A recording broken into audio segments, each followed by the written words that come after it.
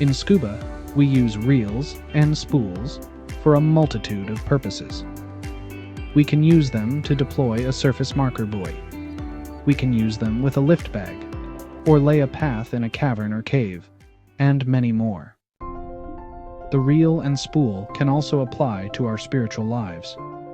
If we are trying to navigate through dark or murky times, we can reel into the Word of God as a line that will lead us back to safety. When we send up prayers to show our need for help, or mark our position while being swept away by the currents of life, we can let a lot of line out quickly. The main risk with both the reel and spool is not with the reel or spool themselves, but with the line. A failure to let out enough line can result in us being dragged either up or down faster than we can handle. We need to make decisions in a timely and biblical way, so we are not dragged along by circumstances that quickly spool out of control. On the other side, if the line comes out faster than we can control, we end up with knots, or worse, being entangled with ourselves, structure, or other divers. When facing temptation, it's best to have a reel with a lock. When the line starts coming out, you lock the reel and stop the temptation. The lock is the Word of God that stops us from reeling.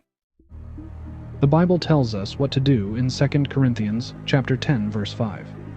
It says, "Casting down arguments and every high thing that exalts itself against the knowledge of God, bringing every thought into captivity to the obedience of Christ."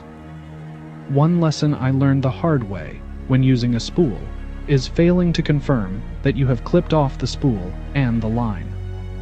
Thankfully, I was in relatively shallow water, but having the business end of the line, if you will, and not clipping off the source, meant watching my spool sink beneath me. It became clear to me very quickly that I now had 100 feet of problems before me. Another diver had to go get my spool and wind it up for me, while I waited. Not my favorite memory. But that goes to show how Ecclesiastes chapter 4, verses 9 and 10 applies to scuba diving. It says, "Two are better than one, because they have a good reward for their labor. For if they fall, one will lift up his companion. But woe to him who is alone when he falls, for he has no one to help him up." We always dive with a buddy, so we should always walk with a buddy. This isn't a solo adventure, it's a relationship experience. Thank you for watching.